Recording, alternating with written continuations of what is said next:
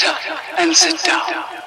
Welcome to Brody Podcast, everybody. Episode number 36. We're just coming off our cage match with Big Jim and Superstar Steve. And Bobby, you were on the card as well. Yes, sir. Before we get into that, welcome everybody. How's the blood? How's the bruises? How's everything going? I'm in the healing process, I guess. I say the back of my head hurts a little bit, which we'll see why. But other than that, I'm good. Right, I got a couple scars and a couple chest prints, but I'm a pretty quick healer, so we'll see. I should be fine by this weekend. So nothing too hurtful or demanding of like seeing a doctor or something. Even though I had a bunch of people online ask me, how many stitches did it require to stitch you back up? But I'm pretty good at just taping myself. Sometimes using a little super glue, and we're all good. That's what super glue is for. Right, you got to be a man. I did hear though with the blood that was squirting from your head, it kind of made you a little bit blind during your match. That it did. Always talking about in some of my matches, especially against Attila, I'm kind of like Stan Hansen. Stan Hansen actually wore glasses, but when he didn't wear his glasses, when he was actually in the ring, he was blind as a bat. And that's pretty much what made his lariat so dangerous because, he just threw it. So, depending on where he was in a line to you is depending on how hard that was, And, during most of my Attila matches, Attila goes straight for the eyes and always seems to be able to just claw my contacts out. But this time with Fender, it wasn't like that. But the blood had gotten in my eyes, and it was so quick to do a red haze across them. You guys ever been to a Gore concert? Oh, you mean like Gore? Who Gore is? Yeah, no, but I've heard you talk about the last one, the one you went to. All right, so growing up, my brother was always, he's 2.5 years older than me, so like I always hung out with the older crowd. And then my cousin lived with us, and he was a few years older than my brother. And so like Metallica, Slayer, Gore, it was always a mixture into the household. And Gore was like a character-driven band where they had fictional characters as the lead singer and bassist and all that stuff, and they were like dressed up like medieval like monsters. And on stage, they would like kill these other monsters, and like as soon as they sliced off an arm, like this stream of red blood would just fly into the audience. And it was like that through the whole night. And so when I went to that concert, like I was stupid and wore a white T-shirt, which ended up being like red. And at some points, so much fluid was going into the audience, like I kept having to wipe my eyes. And eventually when I took my contacts out later that night, and they're clear contacts, but they were stained red.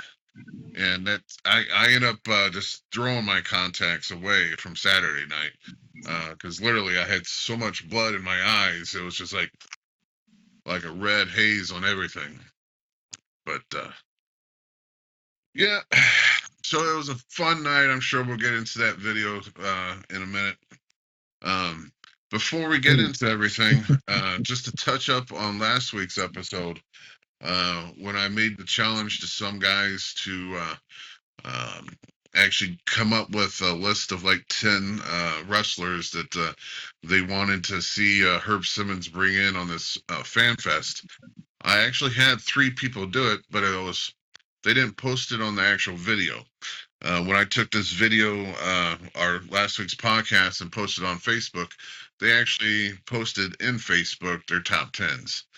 and some of them were really cool. There was a lot of like I think all three of them had Arn Anderson and Lex Luger and Tully Blanchard.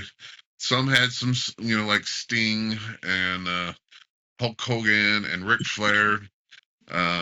So I would like to see more of those. But I would like to see them on the YouTube video. Facebook is great, but if you guys can actually put them on the video, that's how we get, credit on these videos, is by having some interaction with you guys. So anyone, playing this or listens to this, follow up from last week and put your like top 10 people that you would like to see Herb Simmons and SICW bring into this fan fest. I know there's like, actually now there's like 18 that is pretty much confirmed, but I can't speak on that until they get released. And it's we can her speak show, on. so. I say we can speak on what he's got 5 listed out there now. Officially, Herb does. Yeah, he's well, one of them has 5 people in his head. Yeah, 5 gimmicks.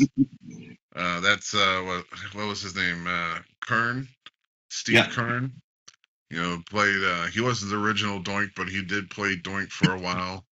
And then Brian B. Blair, we've already talked about.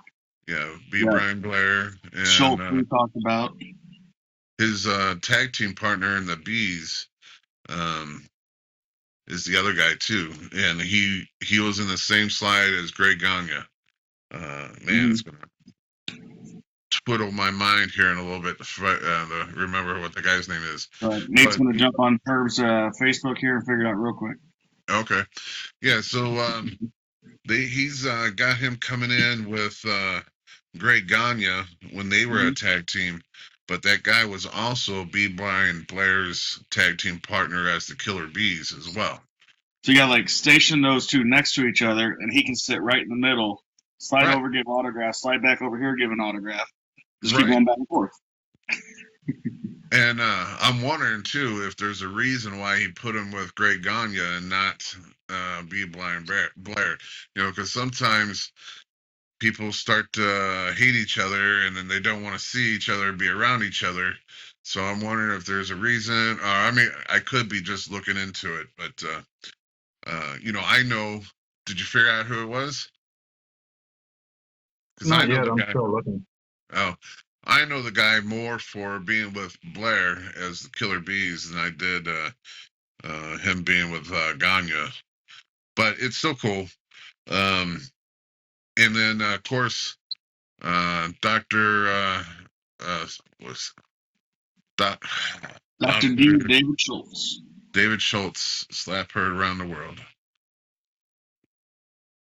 But yeah, so continue. I don't care if you put it on my Facebook for the Squared Ring podcast, but we actually do get credit if you guys post it on the video.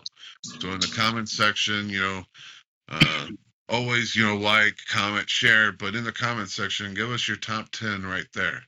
Or like I said, or a super challenge, do your 50 if you got time. That way we can actually sit back and see how fair, how good you fare with what actually Herb brings in. But well, it looks like he just has Greg Gagne and Jim Brunzell. Jumpin' Jim Brunzell. Yeah, so he was actually part of the Killer Bees with Brian Blair. Yeah, he's the other one. And then Dr. Dave, Dr. D. And those are the only ones he has out. And he just posted all of it. He just posted the Doink guy. So that was yesterday. It was the day before. Yeah, it's not on his Facebook page though. Oh, well, we know it's out there. Yeah. It would be really cool if the original Doink, I know he's done past, but my God, that Doink character when it first came out, that was, I liked that one. I mean, I still remember when he first came out. I was like a little kid. I'm like, what is wrong with this clown? He looks more like a killer clown, than he does, like Yeah. a little boy would think a clown would look like. I say he was supposed to be a John Wayne Gacy type, wasn't he? Yes, I mean that's what he patterned it after. There's Doink right there. Yeah,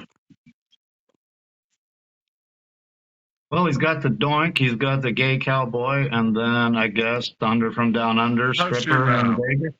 that was one of the heavenly bodies, I think. The Heavenly gay Bodies cowboy. was the tag team. Who was his partner? I don't know, but he wasn't a gay cowboy. Or maybe was it the Fabulous Ones? Was he part of the Fabulous Ones? I don't remember. Then it was a gay cowboy. I'm going to introduce you to him when he comes, and I just want you to express what you think.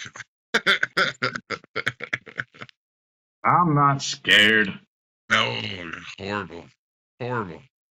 Anyway, so I just wanted to, say that before we get into really into the meat and potatoes of this podcast, which basically we're just going to recap some of the matches from Saturday because Nate is always there recording the whole thing, and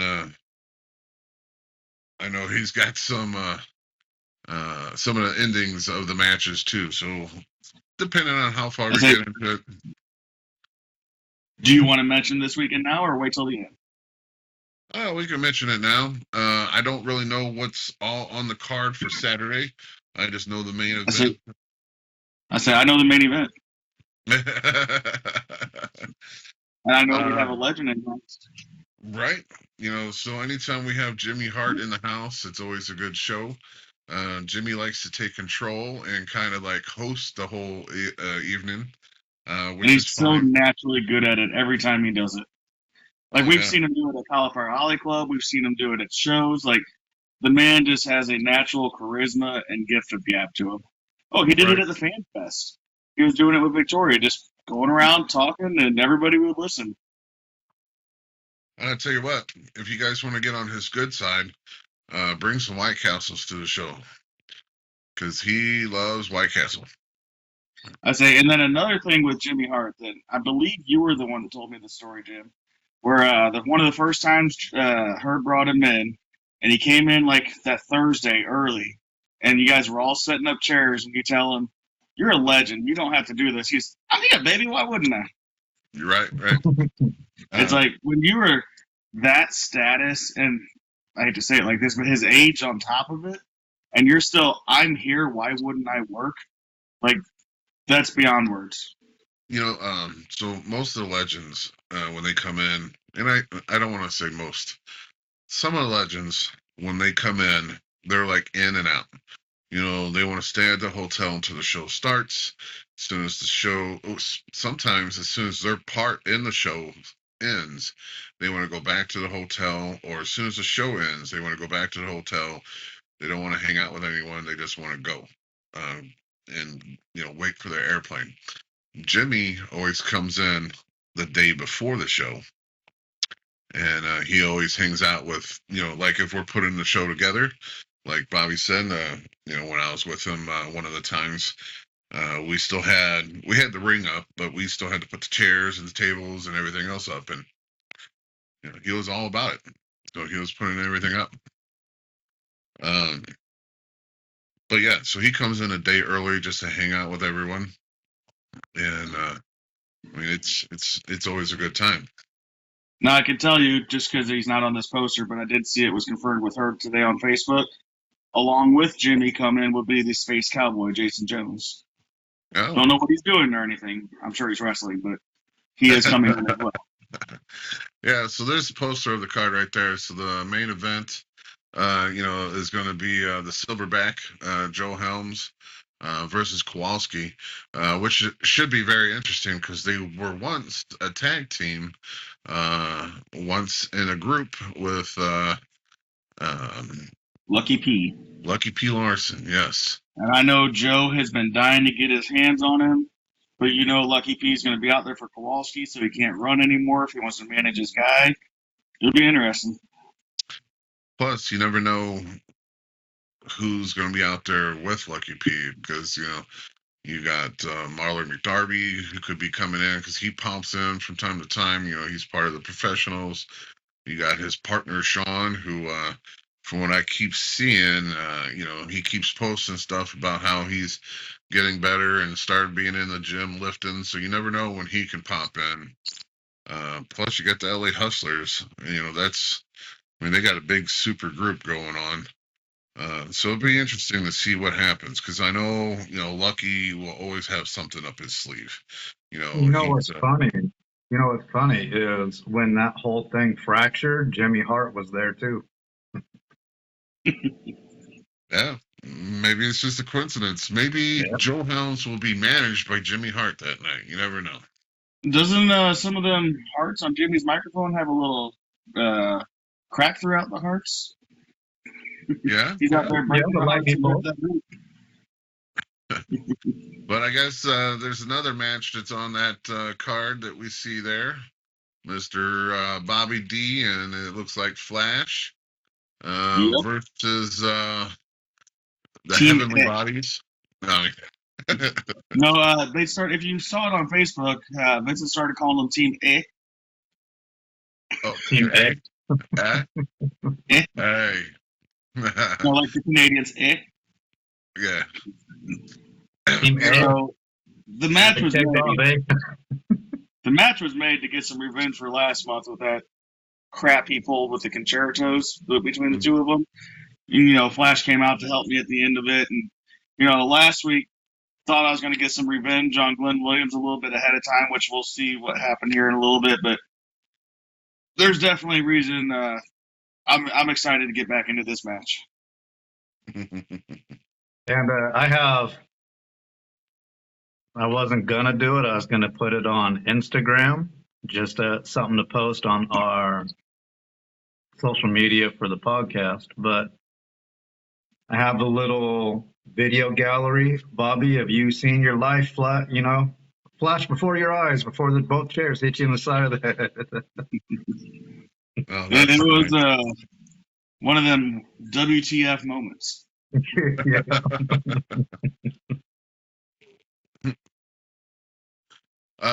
Do you want to roll out the Bobby D match? Yeah, so on last Saturday was the cage match. Bobby versus Glenn Williams was the beginning of the card. And like Jim and Bobby said, we are going to do a recap, but we're doing something new where we are going to walk through them and do some commentation. Well, I should put Bobby and Jim are going to do some commentation. Right. Yeah. Oh, you can be the color commentator even if you don't have the moves. Well, I can put my... All right, there's the stud walking out. Can't argue with that. That's one of the things when you're the main event or you're later in on the card, you don't get to see all these matches. So this is the very first time I get to see it.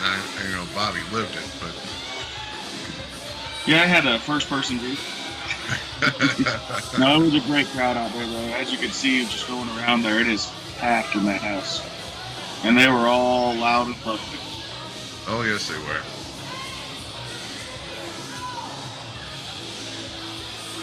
And now they're all subject to his screeching. His outfit just makes me laugh all the time. It makes me think that he's wearing a diaper, or like maybe one of those sumo wrestlers that rap underneath. But that's what it reminds me of. It's just. I think it was a used maxi pad. Oh, that's horrible. Can you guys hear the sound? I cannot. Nope. Okay. I mean, surely right now we don't need to listen to it anyway because it's just some. I thought last time you had to turn your microphone on, and turn that one off, or turn yours off and that one on. I don't remember. It's some Yeah, weird I stuff. tried going through that. There's a little bit of an echo, but I'll go through it again. I can always add it and post and sync it up. We don't need to hear Glenn talking his nonsense anyway. No, we're saving the fans for that. He's always saying the same things anyway. I'm the best. Everybody else sucks, even though I've only won one match my entire career. But he's rookie of the year, just asking. And he's not even a rookie this year anymore. You know, and the funny thing is, he comes out to a song that, you know, all I do is win. I never Yeah, give DJ up. Khaled. Yeah, it's It's a good song. You give it to my 13-year-old to warm up with for his recital. well, you know, I But can your see that. 13-year-old wins a lot more matches than Glenn ever will. This is true. Now, were you defending your belt here, Bobby? Yes, it was a title match. Wow, so you defended your title against a guy who's only won one match. They put him in front of me, and I was glad to face him. So If you would have lost this match, we would have had to have kicked you off the podcast. I can say I wasn't too worried about Glenn.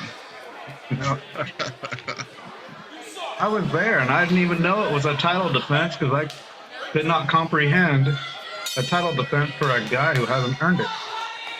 Well, I don't think Bill held the title up there either, like a ref normally would. There we go. So he's being such a great rookie of the year, he's not too technical. So I know that I can always kind of mess with him on the chain skills quite a bit. Which, if you don't know what that means, it's just making move together after move together without letting go. Well, see, the bad thing with Glenn, and, I spoke to him about it, but it goes in one ear, out the other. He quit coming to the Ace Academy. I guess mainly because I took over on nights that he could come. But since I was there, and the likes of the Top Guns and Bryce would come, and then we always had some sort of rotation of some new guys coming.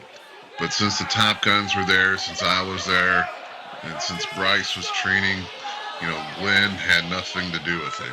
He didn't want to come. So, Glenn's training is pretty much not up to par to the likes of the Top Guns. And so, yeah, you can probably run circles around him with all the chain that you know. But he's got that Canadian hero to teach him. Yeah, but... Which, don't get me wrong, Sean Vincent is very skilled. I don't think Sean Vincent's very interested in passing his knowledge on. I think Sean Vincent's about Sean Vincent. Right, because, Glenn Williams is not his first little henchman that there's something low from Sean Vincent right there. Good old eye rake. And choke him. No, just the illegal stuff. What I'm saying is, besides Glenn, there was another guy that Sean tried to bring in under his win, and it looks like he didn't finish his training. Well, there he goes again. Yeah, there's your buddy right there. Nice little legal choke on the bottom rope. Remember me saying that I'm excited for this weekend? Yeah, right. I mean, you got Flash too in your corner, so it should be. You guys should really do a number on him. Well, he goes for a see, he doesn't even pin correctly. You want to put your body weight on the guy, and that's makes him less likely to kick out. Where he just put his hands on you. So even the simple stuff, this guy doesn't know. Well, that's cocky and arrogant too. Yeah, but Well, he got that from Sean.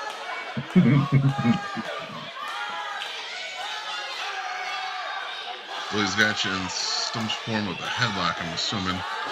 Yeah, with an arm trap there. Makes it a little harder to get out of there. There you go, firing back with some chops. Oh, look, he tries to get young. Yeah, he doesn't throw him that hard. He does do it. Raking the eyes. What a cheat. And, of course, look who's there. Sean Vincent is glaring on. Well, that's his favorite guy. Or the only guy that likes him. And here's another one. There you go. So was that 3 times that guy interfered into your match, and Mr. Bill didn't see any of it. You know, we made reference that Bill has to wear glasses, but you don't see him wearing glasses in these matches. Maybe we'll have to find some sports goggle glasses for him, There you go. like the basketball players wear. Right. Oh, he covered a little better that time, hooked the leg. And there he goes with that trapped arm, sleeper, whatever you call that, chin lock. Right. I I'm tried sure to it's a little resize bit. it so I could get everything in there. I don't know if it looks any different for you guys or not. It looks fine when I'm seeing. Right. Bill's not even checking to see if that's a chokehold or anything. Rookie. And he rips the hair. I know. Bill came to me afterwards and said he had to go to the bathroom the whole time he was reffing and he couldn't go. Is that why he couldn't focus? Mm-hmm. Like he didn't even say nothing about ripping the hair there.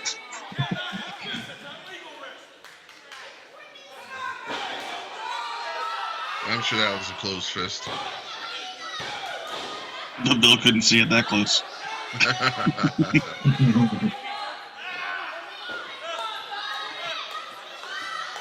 What's he doing? Oh, he's trying to nerve hold or something. Dang fool.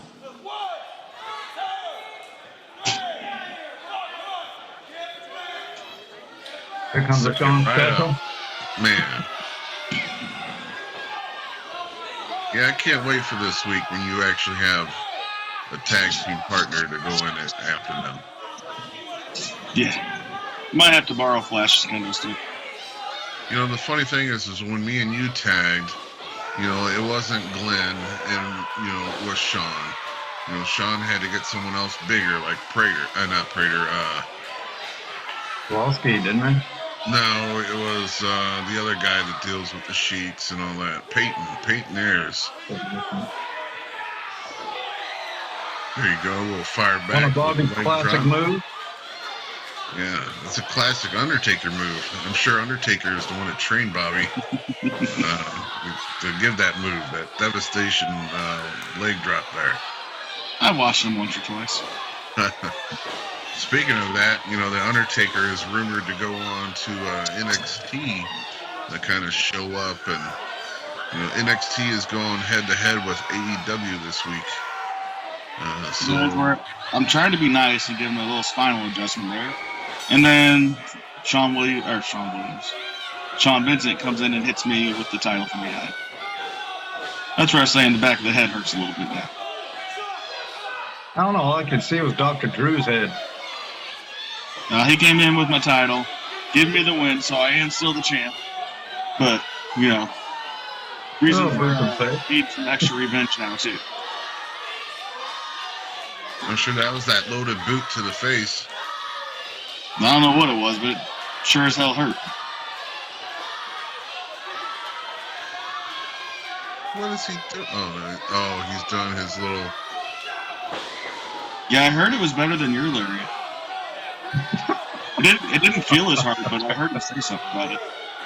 He's the Ivan Drago of wrestling, huh? Thought he was going to go for that suplex thing that he's been doing here lately. The Greco-Roman Glenlock? Yeah, something. You know what's funny is before everything, Dr. Drew came in and told everybody where the cameras were going to be, and yet his big old head always gets in the way.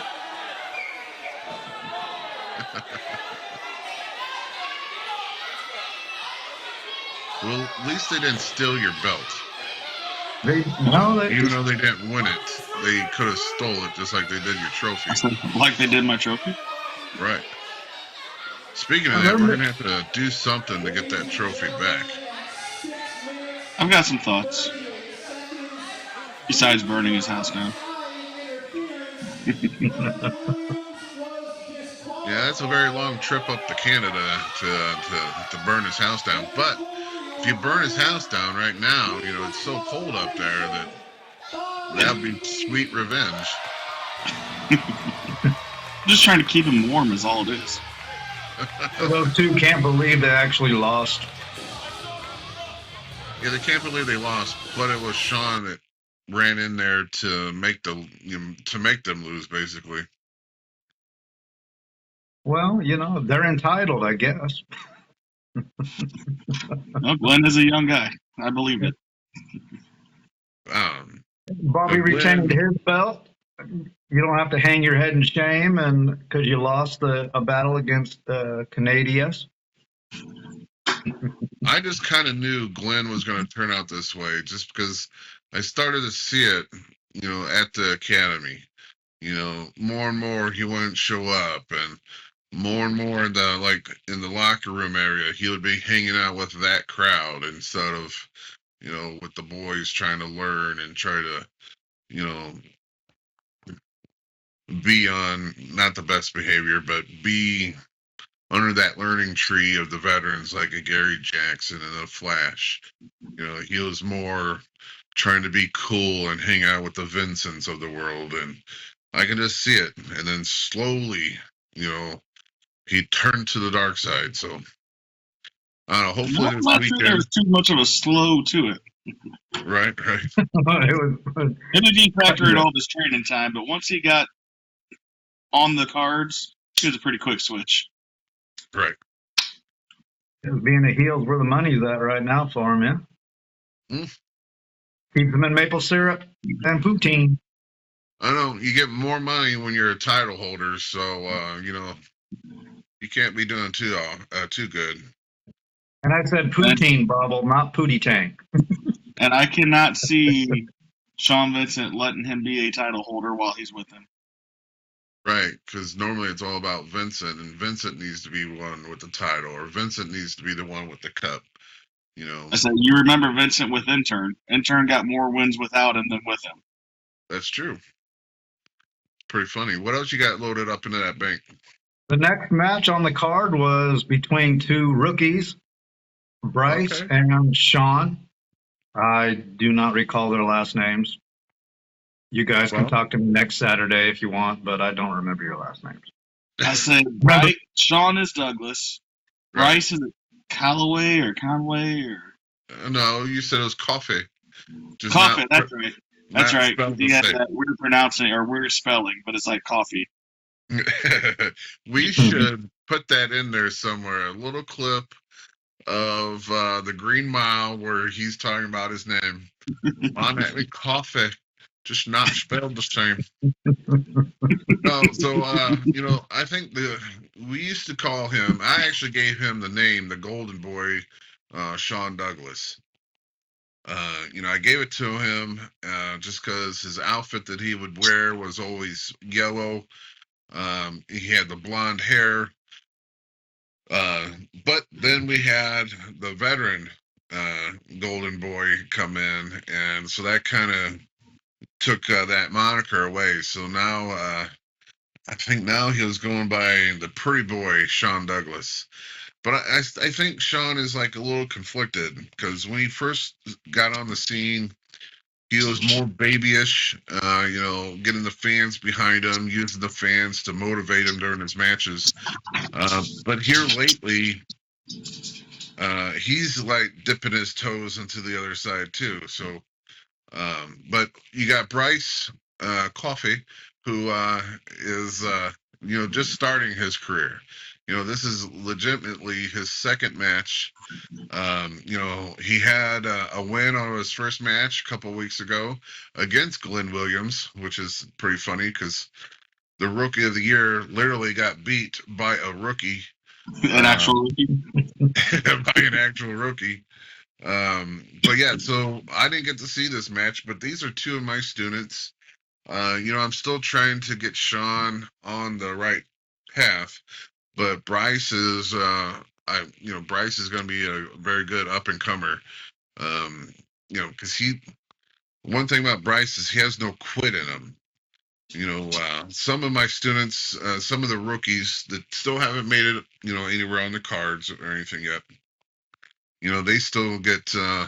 Sometimes if I yell at them too much, or I tell them, hey, you're doing this improperly, this is the proper way, or, you know, if you keep doing this, you're going to hurt someone, legitimately hurt them in the practice ring, and you don't want to do that, you know.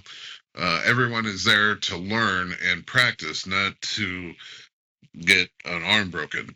But some of the students, you know, so they get a little pissed off, or they get heads swollen thinking that they should be on the card or something. Where Bryce has been pretty straightforward, wanting to learn everything, and you know it's benefited him because, like I said, he debuted last weekend. Well, actually, I guess 2 weeks ago, and took a victory in his first time out. So yeah, let's play this one because I haven't seen this one yet. Well, Yeah. I only have the last probably minute on here, so if you want to watch the whole thing, their match didn't go very long, so. Well, I can think watch theirs was that only, one. yeah, it was only a 6-minute match. It was pretty good, though. Well, let's see what you got. You want to do the whole thing, or you want to do just the? No, let's just see what you got. Just the minute and a half. I guess it's the ending of the match. Yeah, we have Mr. Green Mile Coffee and and Bryce. Well, okay, the last 20 seconds because this is where it ends. Oh. Well, if that's where it ends, that means Bryce got his second win. So legitimately, he's got more wins than Glenn Williams does. 2-0. 2-0. We start counting them up like Goldberg. Yep. Well, so he also does this move, kind of like the Undertaker does, how he does that old school walk across the top ropes. But he does it a little different. Instead of coming down with like a forearm or something, he will actually either do a drop kick off the top ropes, or sometimes I see him drop down into like not an arm wringer, but I'm gonna go through the moves in my head. Arm drag. So he jumps off the top ropes, and it's different to see it because you know you're going from such a high point to a low point on the mat to actually get the guy to flip. Here we go. What'd you do? Just you rewind it a little bit? Yeah, their match is only a 6-minute match, so I just put it back. Okay. Watch a couple up and coming rookies. Yep, they're your students, so be proud. All right, so they're doing a little tug of war, seeing who's the better man, who's stronger. I say Bryce could definitely get a little bit more aggressive into his headlocks. Well, you know, he probably doesn't know how aggressive he needs to be yet, you know, because most of the time wrestlers find out by wrestling more. More people you wrestle, you learn how to be an aggressive wrestler. Especially if you're fighting someone who's bigger than you need to hang on for dear life, you know, and try to pull that headlock as much, you know, as tight and hard as you can. So that's what I was going to say. Like, the average fan's going to say something like that, but in wrestling, you know that you might wrestle for 10, 20, 30 minutes where you need to conserve some of that strength as well. Right. I don't know if you've seen those drop kicks, but I taught him well, you know. I can get my drop kick pretty high, and, you know, so I was able to... Can you get yours up to the waist again?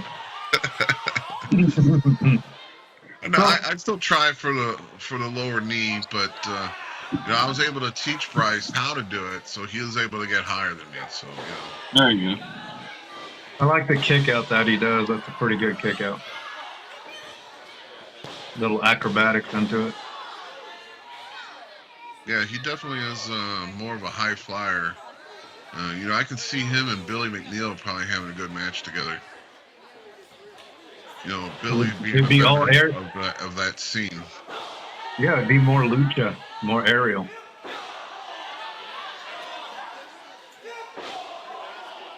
Some gut shots just to remind him that he's there. Boom. So he's working on that lower back and abdomen a lot, which we already saw he wins with that lion salt. So good weekend in that up. A little foresight. Dang, Jim, that was you just in smaller form right there, taking that shot like nothing. So when are you going to teach these guys the lariat and the licking chop? I don't want them to take over my moves, sir. Bobby Orton say, new generation, different moves.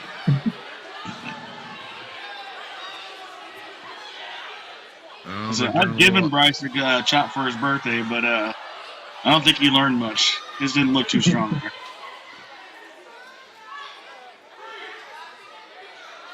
And the crowd was great that night. It was pretty well packed and loud as hell. Oh yeah, I mean, I don't think there was any chairs that weren't being used. And the great thing is they were selling tables, and all the tables were sold out.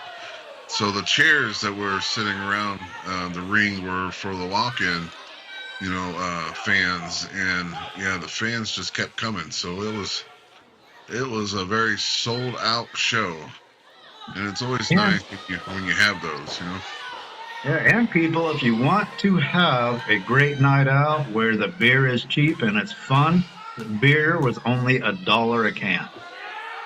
Ooh, yeah, why did I get more? The margarita was what, $1.50? Well, I found that out too late. After my match, I sent someone to go get me a beer. You hand them a $5 thinking that you're only going to get one can. And they brought back 3. I was like, whoa, wait a minute here.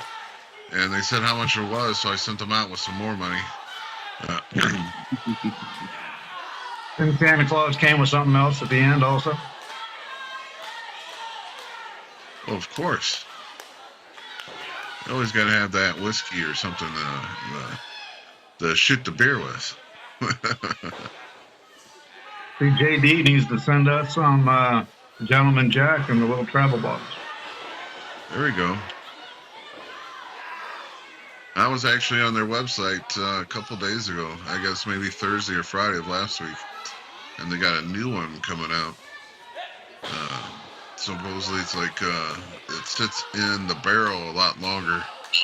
So it's a little bit pristine, and taste that thing. That sounds pretty good. But a lot of the Jacks, man, they're getting expensive. But for the price, I think the Gentleman Jack is pretty decent there. As long as it goes down smooth. Right? There we go. Bryce with the little side headlock going on here. See, I like that he was working on the abdomen and back earlier, because that goes into working for his finisher. But he needs to kind of get off the head and get back to weakening in that spot. Yeah, first he starts like Rocky and then ends like Apollo, just hitting him in the face. Well, I tried to tell all the trainees, I was like, once you know, and once you can get your finisher down, then you need to backtrack it.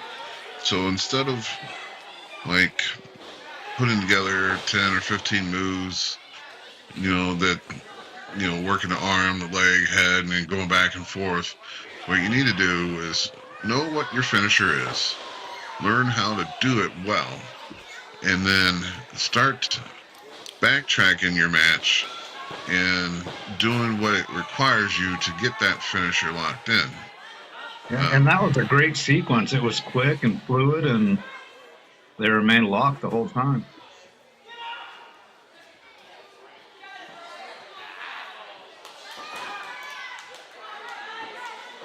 It's kind of like if their finisher is a camel clutch, you don't want them working the legs. Yeah. You want them working that the back or the head or even the neck area. Neck breakers or back breakers. Head locks and headlock takeovers to try to soften that area instead of working a body part that's not going to get you to the result you want. I mean, nowadays you got like, not to diss them or anything, but the people in like AEW that does the opposite of what I just said, where they do 20 moves and then end it with a roll up. There's so much worse black and no substance. Well, I tell you what, the best guy they got right now on AEW is Bryan Danielson, or Daniel Bryan, whatever name he's going with. The last couple of weeks, he's had some great matches. They got a good talker with MJF, but I think Bryan has got the best matches going on. And, he's wrestling right now like this is his last year, because he's been talking about retirement for so long. So I think he wants to get the guys that he hasn't wrestled with. He wants to get matches with them so he can, kind of like what Edge is going to do. Edge big thing last week is Edge showed up in AEW, and he's already talked about a list of people he wants to wrestle that he didn't get a chance to wrestle in WWF or WWE. There's your move, Jim, walking along the rope. Yeah, so that's pretty good. So, Undertaker would come down with a clubbing forearm, but he hits it and does a drop kick. But again, he's been working other body parts. So him doing a drop kick, that goes a little bit more to the abdomen again. That's at least a little more on point for the finisher. Yeah. Yeah. But talking about Edge, I was reading a thing where he was debating doing a contract extension with WWE, and then his daughter was like, she just told him to go have fun. And so that was like his deciding thing was he was going to go wrestle people that he's never wrestled, just go have a good time, not live a hectic traveling schedule and all that. And, WWE's always been known for their 300 days on the road. I'm sure his contract wasn't quite like that because, he's got such a name behind him. However, that was a nice little kick. However, he would probably be on the road a lot more than what his current contract for AEW is. Here comes the finisher.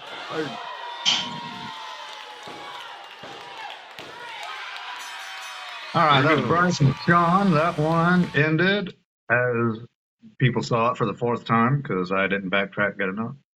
After that, we had a tag team, Waco and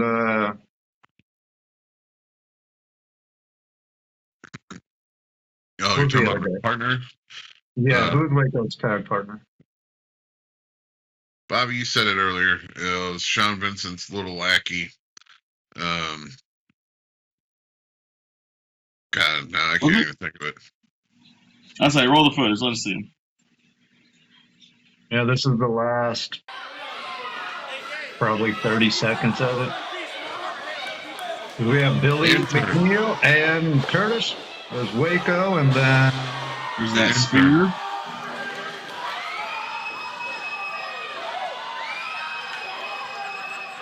I say that looked like Sean. Oh, I thought it was the intern that won against him. No.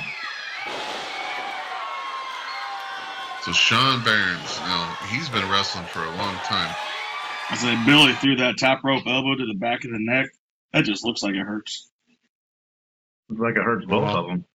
I say I would love to wrestle Billy because I think that would be just a really fun match, and I think I could throw him really high in the air. But haven't got to yet. Well, I talked about it before on here that I wrestled him in a tag match where he was on the opposite side as me. And when I went to pick him up and throw him, I threw him super far because I wasn't used to picking up someone so light. Yeah. And it's kind of crazy, when you're used to wrestling people that weigh damn near what I do, and then you have someone that weighs a third of that. It's kind of crazy how far you can pitch them. But yeah, Billy's a good guy. Yeah. You do your Steamboat impression all the time by trying to bench press or have Hulk Hogan bench press Steamboat when he first got introduced. There was a story on the last podcast that I wanted to tell that I didn't get a chance because we were just running out of time. You had a match queued up with Tony Atlas, and was a funny story. I want to say it was either the Mid-South area or it was in Georgia Championship Wrestling, but they brought Tony Atlas in. And when you first walked in the door to go to the show, they had a bench with, I forgot how much weight was on it, but for the time being, let's say it was like 600 pounds. And which was really cool is they all allowed the fans to walk by it and feel the weight and see how much it weighed. Um, and then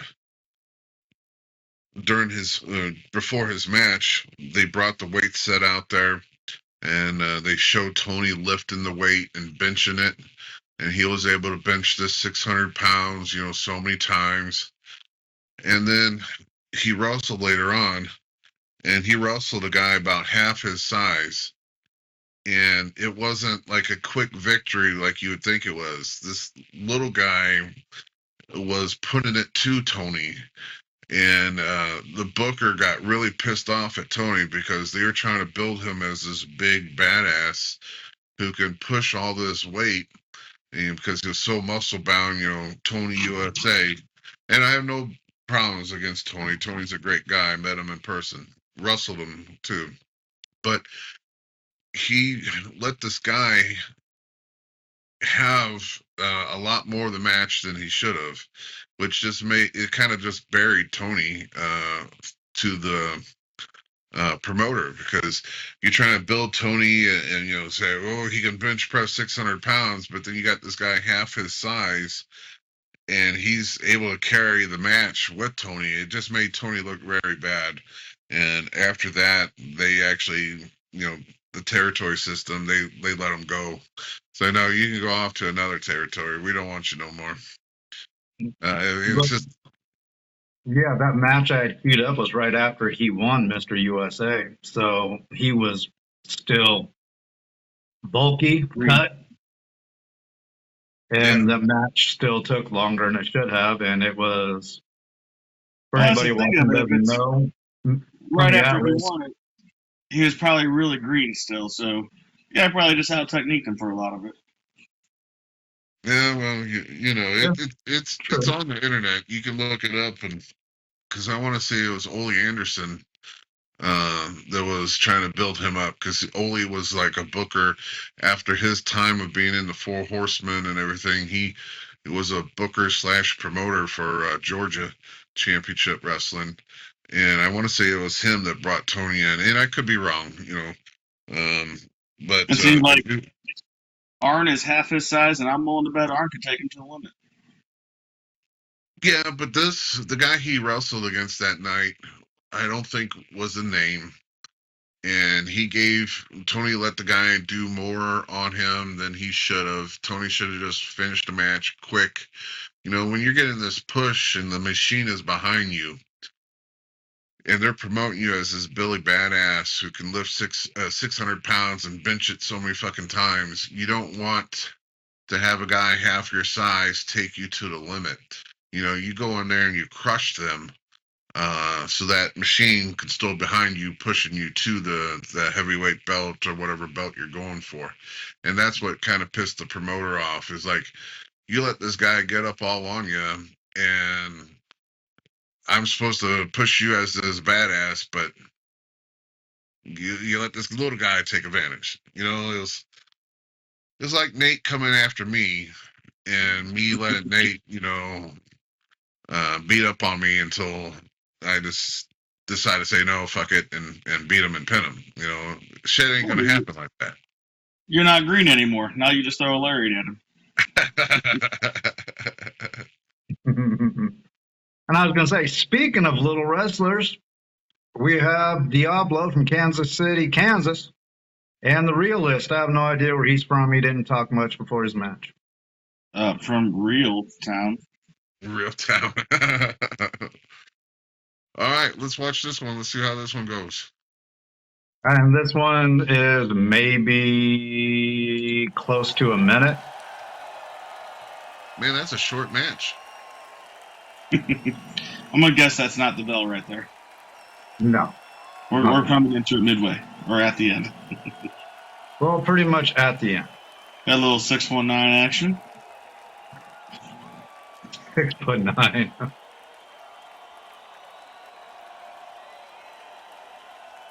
Woo! And Swanton. on.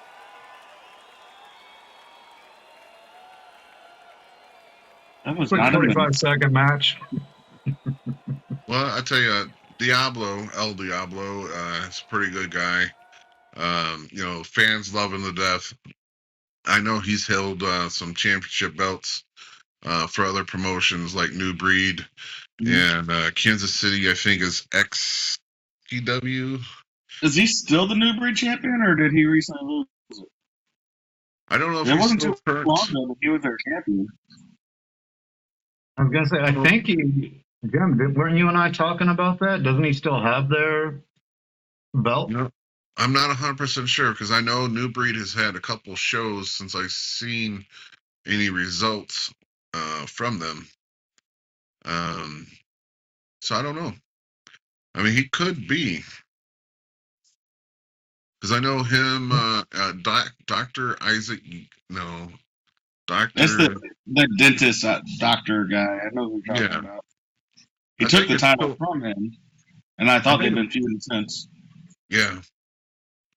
But, I know he's held a few things. They got a popcorn belt out there that he's won.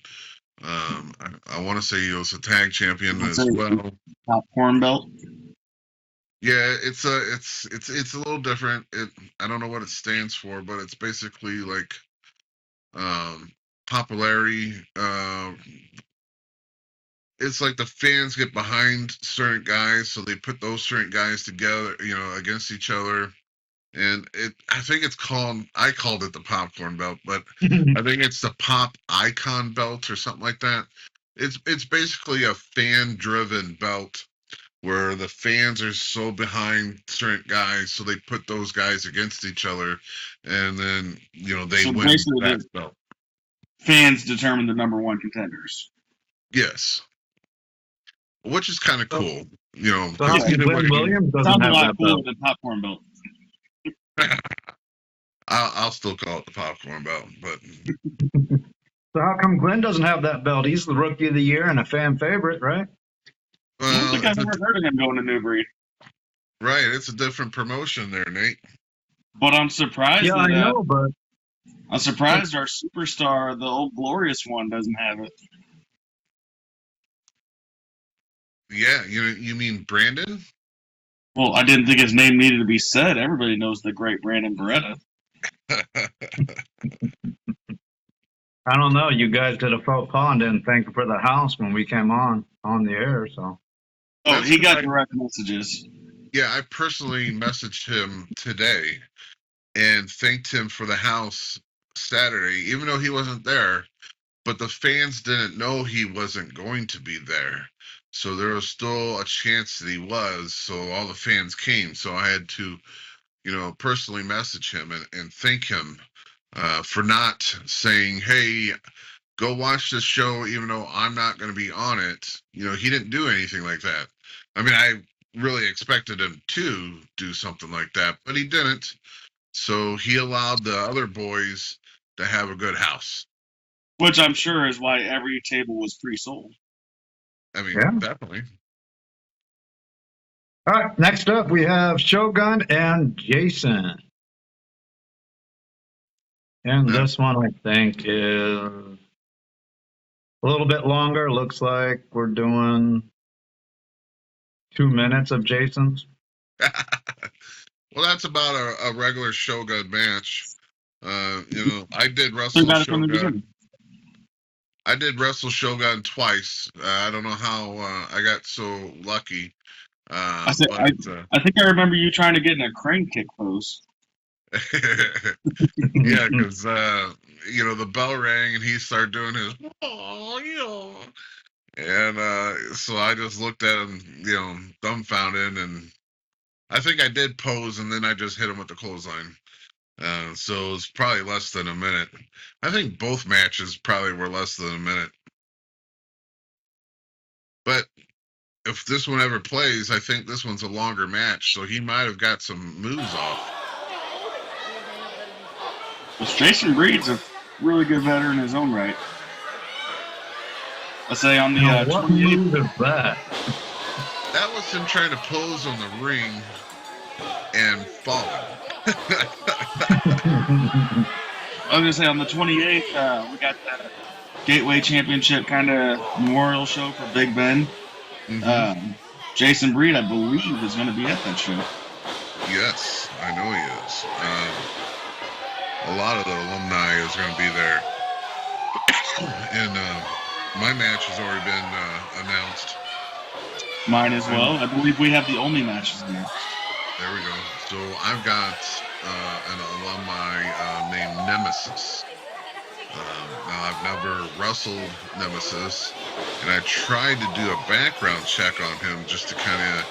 I like to, see matches of those guys that I know I'm going to wrestle in the future, and I could only find one match of his online, and of course it was against Sean Vincent, and it was a very young, skinny Sean Vincent. But it was a it was a pretty funny match because Sean, even back then, he always ran his mouth, and this Nemesis guy is about my height. Now back then, he was much. I mean, he was skinnier than I am now. But he probably still had 250, on him. So he was still a pretty big guy. See, there's Jason Breed busting out the old atomic drop, inverted atomic drop. We don't see that too much anymore. Then he comes a back big with guy just being goes so a straight quick, kick to the face. He gets a little bit technical with an inverted atomic drop with a kick to the face to follow. Oh, there you go. Another drop kick off the top rope. That bubbly boy can move. Oh, poor Shogun. He's just one guy from the Orient that just doesn't get the respect that he deserves. He And since deserves you respect. went ahead and talked about your gateway match or your Big Ben match, mine will also be a title defense against Sean Almighty. I've been looking him up. Of course, he was great shape back when he was at Gateway. Dude is still in great shape. This is going to be. I got my work cut out with me. The dude flips, he jumps, he's strong. Like, he is all over the place. From the pictures of of them announcing my match, my opponent still is very tall, and it looks like he's slimmed down. I don't. They say when you're a wrestler, you don't forget. So it should be interesting to see what he can still do. If he's still a big tough guy like he was back in the day. I say my strategy will be to put it away, like beat him very early on before the ring rust gets knocked off. I think that's probably part of my goal too. A lot of people give me crap about me being so big and how if they can outlast me in the ring, 15, 20 minutes or so, then they think they have the match won. But there's a difference between me and someone who hasn't wrestled in a while. Even though I'm a big guy, I can still go. And I can still do a 15, 20, 30-minute, hour-long match. It's been a while since I did the hour-long match, but, I can still go. And I kind of proved that Saturday because, Fender came out, and that was one of the things he said. If I can outlast him for, 5, and then he put me down for 5 minutes. If I can outwork him for 5 minutes, I have him in the bag. Well, as you can see later on when we air ours was a 20-minute match. And I'll just let it play out for the ending when we view it. But so my goal is this guy is going to have the ring rust. He might be as big as me, but I am still going. And so, yeah, that will help me in the long run, I imagine, as well. Bobby, who are you going against in the Gateway? Sean Almighty. He was part of a couple different groups. He did some singles wrestling. a couple different tag teams, but they said he's a tall, cut, athletic guy. Like, he will be all over. He's strong. He's fast, agile. He'd do a running senton bomb like Jeff Hardy's. Like, the dude moves. And you Could know, be So fun. hopefully he's got a lot of ring rust and very little endurance. there's a lot of alumni that's going to be there that night, and there's people that you probably don't consider them as a GCW wrestler, but you know, you got to figure Gary Jackson was part of GCW. Yeah. Ron Powers was part of GCW.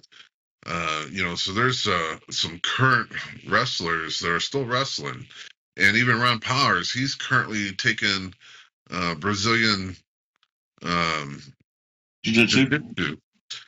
So you know, who knows? Who knows who's going to show up and who's wrestling and who's just there to show support? You know, because you got Nikki Strychnine will probably be there. I mean, I would imagine. I imagine, you know, regulars like Rat Boy, um, and Well, Mad Dog, you should be there, right? Is he still alive? who? The old guy with the big bushy beard. Moondog? Moondog, there you go, Moondog. I don't think Moondog was in GCW. I think He he wasn't? was mainly Memphis and then MMWA. I mean, I could be wrong. He could have done a spot show with him or not, but I don't think he was a regular. But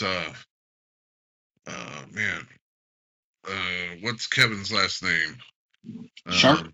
Sharp. You got the Sharp brothers that were there. You know, and that's when I got into watching GCW, is when Kevin Sharp was the champion. And you know, he was both of the brothers were built sons of bitches, and not Kevin, but the other one, Bishop. Or he was going by another name in GCW, but you know, he was in WCW. You know, he made it all the way up to the big leagues before he retired from wrestling. And now he's you know, he's a famous actor. You know, so he's been on a lot of shows, and you know, currently I seen him post something about they're making a movie currently down in man, it's in Illinois somewhere, but they're looking for other actors to join this movie. So I mean, that's not that he's active in the ring, but he's still around and doing movie roles, and I'm sure there's stunts involved and everything else. So should be Okay, interesting. it'll be fun. Before we get to the undercard of Gary Jackson and Mr. Canadian old Sean Vincent, the proceeds for people, you need to go because they're going for a bench in the park for the originator of GCW, and any leftovers are going to the Rottweiler Fund. Yeah, he was a big advocate for the Rottweilers. In fact, in one of the posters, you can see him posing with his Rottweiler. You know, and this is a guy who paid the Big Bad Ben. You know, he's a guy that was a guy in ECW who brought the ECW to the St. Louis area. So he would bring in the likes of Rob Van Dam and Sandman and Nova and Mike Awesome. He actually brought him in. I didn't know that, but I was recently told a story about how they brought Mike Awesome in. So I mean, and you might have seen the live event that RVD was doing, where he talked about Ben and how anytime he was in the St. Louis area, you know, he would stop by and stay at Ben's house. And, you know, if there was a show that weekend, he would just, you know, be on it. You know, if he was in town, he would just be part of the show. So, Good to stop on it. Chris Jericho did the same thing. You can find on YouTube a Chris Jericho and Delirious interview. One of the funniest interviews I've ever watched. Really? I'll have to look that up tonight. All right, let's roll this beautiful Gary Jackson match. This is the vampire match. Here we have Gary Jackson and Sean Vincent, the undercard for Jim's match.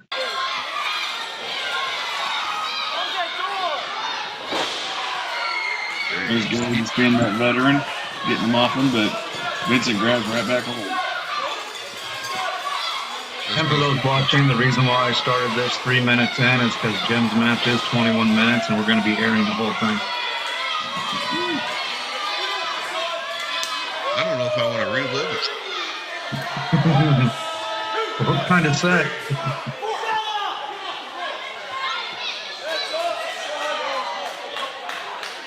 This is just toying with him. Oh, picks him up. Looks like, oh, little trio. Whoa. I say, knowing Vincent, he's probably talking trash to me, trying to get in his head. You know, you talked about when you started watching Gateway, and I hate to admit it, but one of the things that got me into watching Gateway was Sean Vincent. You can erase that part, right, Nate? That part. That's part of my history, you know. I like watching him and Daisy Hayes. Maybe I like watching Daisy Hayes more, but You like watching Slim Sexy. he was entertaining. He was a jerk and a half, but you know, I thought he might have outgrown it by now. He is not. Dirty move. You know how those Canadians are. All violent and aggressive. Right? I think it was whispering in Gary's ear the Canadian Air Force was better than the U.S. Air Force. That'll get Gary going. Especially if he said Army there. Oh. Ooh, I thought he was gonna That's why drop Gary it. won't talk to me much anymore, because I keep telling him the Army is better. Wasn't Gary Army? He was a master sergeant in the Air Force. I don't know. I think he might have started in the Army, but then decided that sitting in the chair was better. I better stop talking before Gary comes after me. Right?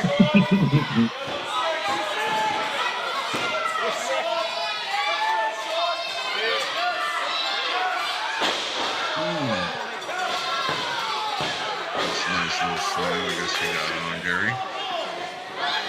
Little backdrop. A little cheek right here, you know, the leg is around Gary's neck. Of course, what is the ref doing? The ref needs to do a little bit more, I think, you know. Well, that's where Vince is good at talking, where he was keeping him distracted in his face. If he's in your face, he can't see what's going on behind it. This is cool.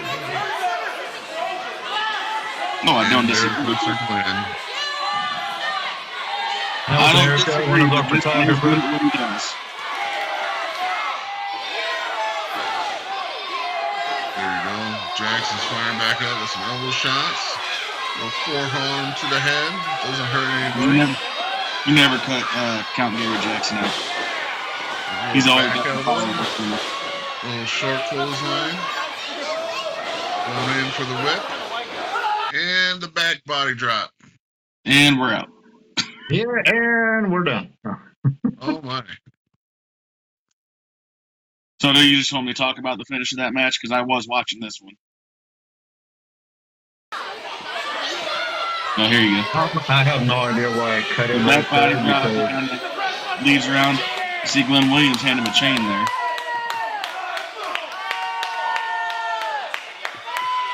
Oh, slides him back in. Gary doesn't know about the chain.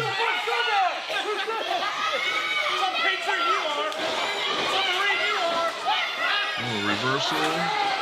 There he goes, swinging neck breaker by Jackson there. Vintage Jackson.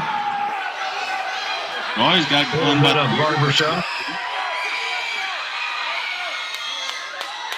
Remember, he's got that chain loaded up there, and hits the hardest head in the business. Not harder than a chain, though. And there's a fan from Canada. Oh, there's always a weird one out there. That fan was yelling back, "You suck!" at the guy that was rooting for Gary.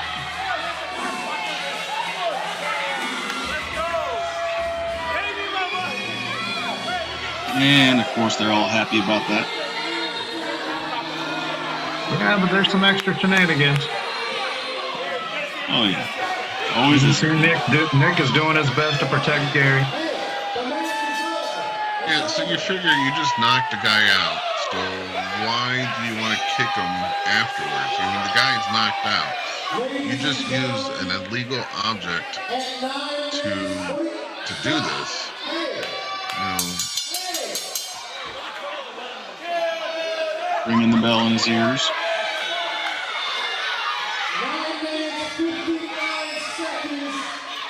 That let alone would give me a massive headache. Oh, it'll disorient you.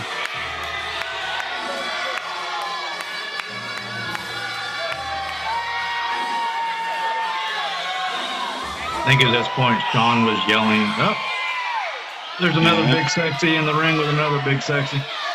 That was enough of that. You know, you can only watch so much. They put the hell out of it. They put the boots to him after the match. They ring the bell in his ear.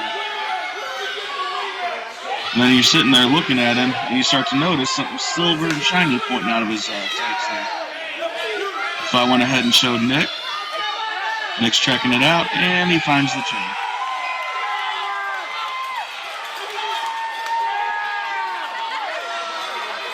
You know, I always thought Nick was a good ref. Reverses the decision right there. Gary gets the win. And of course that upsets them, which is just a bonus. I don't know. It seems to me it should be you and Gary Jackson going after him this weekend. Oh, I would definitely take Gary as a partner, but the reason I got Flash is Flash did come out and help me after I got that double chair shot. That concerto. So he saved my butt right then and there, so I was happy to accept him as a partner. All right, now this one is the main event for the night for the Classic Champions belt steel cage match. This is that one that Steve Fender won? Ooh, burn. Them's fighting words. Now, going into this, so he's been, grabbing the mic at the last few shows. And the first one I didn't even catch. First time I heard about it after the fact, but he got on the mic and was talking about how he wanted a chance at the belt, that he wanted it to be a special match. And then he got on TV and was talking about how if he could work me for 5 minutes and blow me up, then he'll have the victory in hand. And that's when, I heard that one. I actually seen it on TV when it was being aired. And so they actually came to me and asked me about it. And that's when I fired back. I'm no stranger to cage matches. And that I might be a big guy, yes, but the last cage match I did was almost an hour long. And so there was no chance that he was going to blow me up that bad that in 5 minutes that he was going to capture my belt. And I actually confronted him the last show, the show prior to this, because again, he was grabbing the mic and talking about how he was trained by Harley Race, and Harley Race is going to be looking down on him and being behind his, having his back up in heaven or something, and that he was going to pull from his knowledge and was going to be able to beat me in this cage match.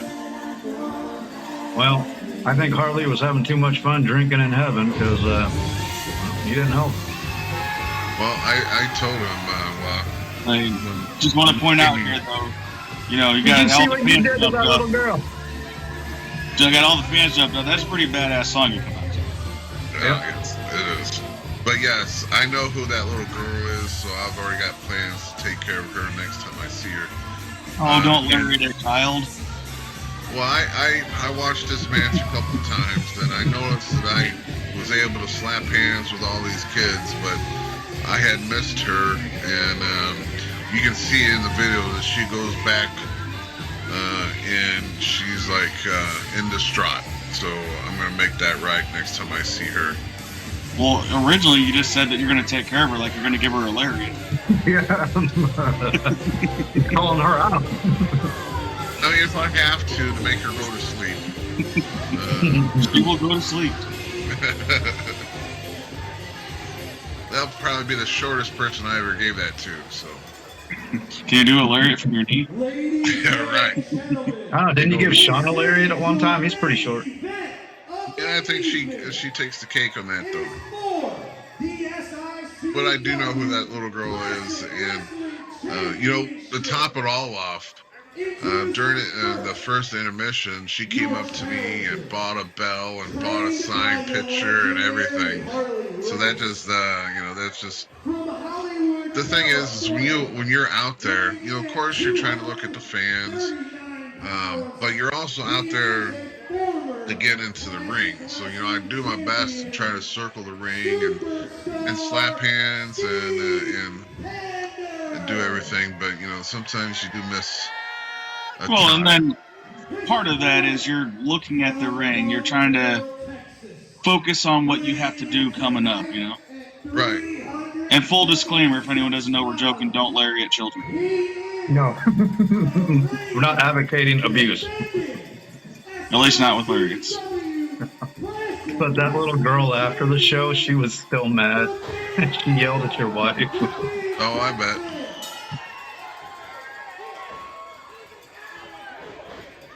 Is Steve going out before the bell goes? Yeah, they were still doing introductions when. What did he grab there? Look like he's hitting you with something. Is that your rope? Yeah. So, I brought the cowbell out there with me. Something that most matches I bring out there with me. But normally I hand it off. Along with my hat and my.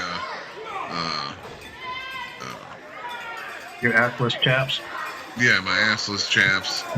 And you can see that. Dr. Drew was still in there trying to announce things when he jumped me.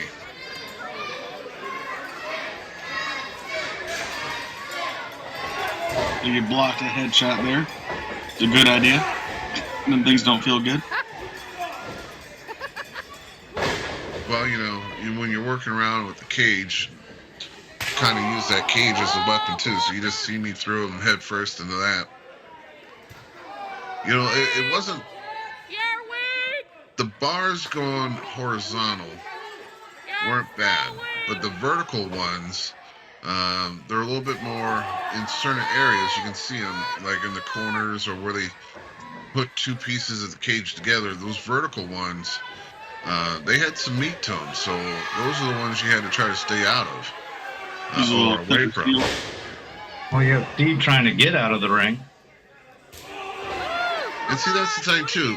In this particular cage match, and just like the rest of the cage matches, the only way to win is to be pinned or you submit your opponent. So giving a kick to the back, you don't see that much from you. Right.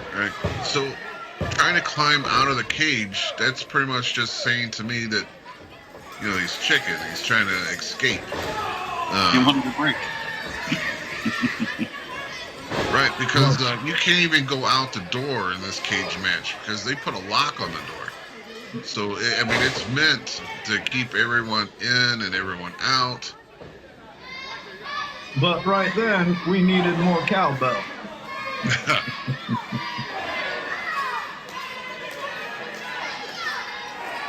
And that's one thing in this match too. If you listen to it with the volume up and everything, there are so many kids that had cowbells that you can hear them just rattling them off, trying to get me pumped up. I know my chops are pretty heavy and hard hitting, but don't let me fool you. Steve's chops are right there with mine. I have felt quite a bit of them and confirmed. You're right. He does more of a nature boy side hand chop where, I'm just overhanded, palm coming down and just fucking trying to crush your chest. And but you both leave bruises and blood blisters. Oh, yes. Within our footage that we shot, you can see that really well because, this is cell phone footage, so mine's a little bit closer. Well, not mine. Ours is a little bit closer. So, not You to man, stray you from the can call match, it. but there is footage, and I'll share it to you, Nathan. There's most of the time, like the rookies that come into the class, they want to. It's like a rite of passage where they get chopped by the rest of the class. And it's also a good way to see if they're going to come back the next week. Because there was a group of like 4 people that started one week, and they were all friends. And they wanted to see if they had what it takes to be wrestlers. And so, like, they were there for 2 weeks. And the second week, you know, the other guys, the other rookies that were in the class, they decided it was going to be the night that they chopped these guys. And I normally don't try to chop the rookies. I'll let the other guys handle it. But this night, I guess they wanted to be badasses or something, so they asked me to chop them. So I chopped all 4 of these guys, and that was the last night they showed up. They never came back. And there's a video. There's a current batch of rookies that we got in there. And again, they wanted to be chopped. And they wanted to be chopped by the rest of the guys. So I was just sitting down, just watching it, just enjoying it. But then the Top Guns and everyone was bragging about me and my chops and wanted me to get up in there. So after some convincing, I went up in the ring and I literally chopped this guy. And as soon as I chopped him, the video is watching my hand. And as my hand comes off the guy's chest, my fingerprints start showing on the guy's chest. And, it's even a picture of Brandon coming up to the guy's chest and saying, "Holy fuck," because all my fingerprints were basically on this guy's chest. Well, I have the one of you when you chop that guy in the back where your forearm and handprint is on. Right. And here comes Steve, getting ready to try and get out again. Yeah, he spent a lot of time, but this is, I think, I can't remember if this is when he smashed my head against the ring. Against the cage. Nope, not. No, that's coming up here in a little bit. Yeah, so I think I blocked that last cage hit. He tried to throw me on. But he loved to climb these fucking turnbuckles and do the 10 count on me. I guess he was just trying to soften my forehead up. And you have 5 minutes before you start squirting blood. I say, it sounds like it works softening your forehead up a little bit. Okay, I lied. It wasn't 5 minutes. It was 30 seconds. Yeah, because I just took the cage shot right there. You can see I hit the big thick bar. How come that rookie's not running around there and pushing that thing back? You have one job.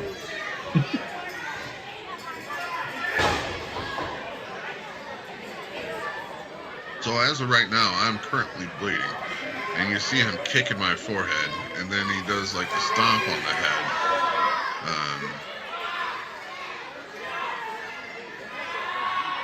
And like I said, the blood was just flowing.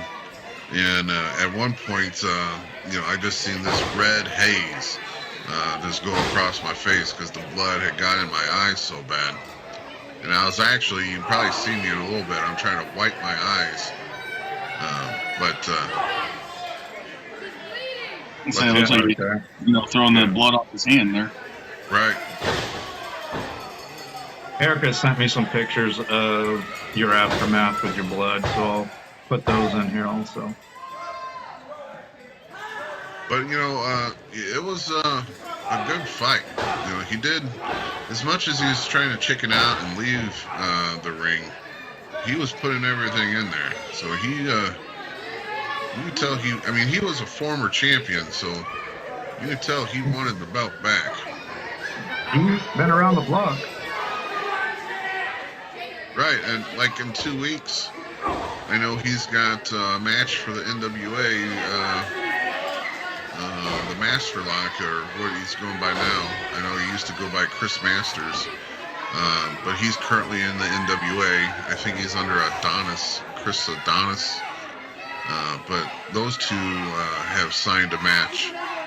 And I think it's going to happen in World League Wrestling, which was Harley's group. So he's going to be wrestling for Harley's group again and wrestling that guy. Yeah, so I'm already busted open, and again, he's doing the 10 count, but he started climbing up, and that's when I grabbed him, so... This doesn't go well for him. No. The comic part of the match? Yeah, I don't even know what you would call it, but I was in my head, I'm thinking, how quickly can I jerk my legs up to make him, basically take a power bomb off my shoulders? I believe that's called an electric chair drop. Electric chair drop. All right. And Dr. Drew has a way of always trying to get in the center mass of the camera shot, doesn't he? No matter if it's us filming or cell phone video. I think he just gets excited and wants to watch the matches too. Oh, heck yeah. The funny thing is, if you're watching this match and you watch it a couple times, like I always watch my matches, because you always learn from your mistakes. And you can, at one point, you can see Herb. He was in the back, and you can see him slowly start walking up, and because he's watching the match as it's happening, and then he pretty much makes it all the way to the cage at the end. So he was very well interested in this match. I mean, I do hold the belt that the top belt for his promotion, so I guess he was concerned. Well, that's what he doesn't want people like Steve Fender or Sean Vincent of the world representing the company. So he's walking up saying, "You better." I don't even think that Herb would interfere. It's more of concern. I can hear him doing his best Christopher Walken. We need more cowbell.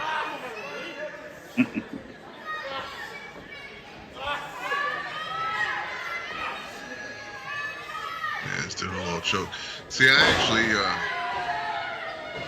there we go. Little jawbreaker there.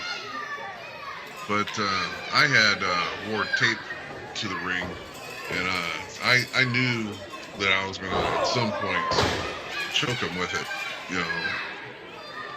but he actually found my tape after I choked him with it for a while, and dropped it. He eventually found it and just retaliated with it. So he did a lot of choking that way as well. Yeah, he got you 10 minutes ago with it. Yeah, my eyes are bad, so I can't really see what's going on here. Until rake them contacts out? Right. He scarred my eyeballs. You just, no. You got too much blood in your contacts right now. That's what it is. Well, like I said, I'm surprised that nobody tried to interfere, though. Well, Fender doesn't really have too many friends anymore. Yeah, he's not in a clique or anything. I mean, I say, ever since Travis Cook left town, he's just kind of been his own thing floating around. Which he's got the talent to get to the top, all on his own. You don't need them guys. Right.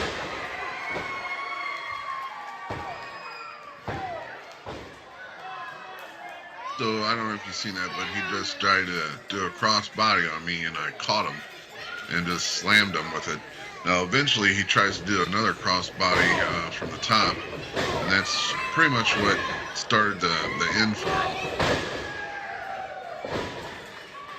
Now, right here, I've bled out, so I do admit I am a little tired. But we're more than 5 minutes in. Right. But as you can tell, at this point, you lasted 17 minutes, so... Well, see, I'm still pretty quick where I seen him coming, so I got out of the corner before he was able to splash me. And I think this is where I kind of do my little Dusty Rose. Well, at one point I break out a Dusty Rose impression. I didn't hit him with like the a bionic elbow or anything, but those quick little jabs, kind of like a road dog. Dusty Rhodes, a la Bob Orton, because he does those quick little jabs too, right? Well, no one's quick like Bob. But see, at this point, he had worked me up so much. When I actually went to pick him up, I was a little, I don't know if the blood ran out so quick that I was a little off balance. So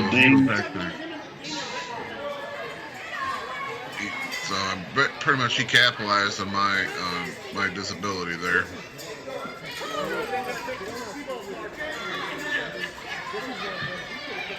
What were you guys saying to each other? The photographer was smiling too much and couldn't take a picture. So I'm actually down, and he's.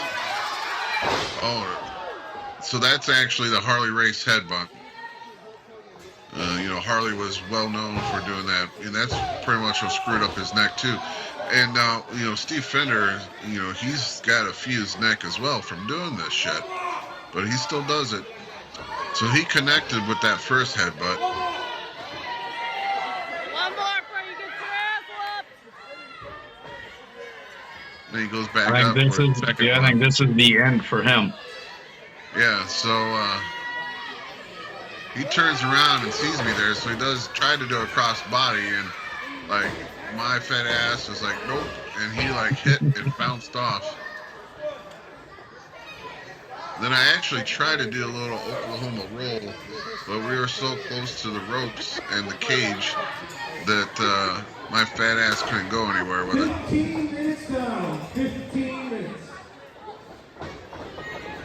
Yeah, and then I don't know what he was going with, but I seen him coming, so I hit him with the lariat, and pretty much knocked him out.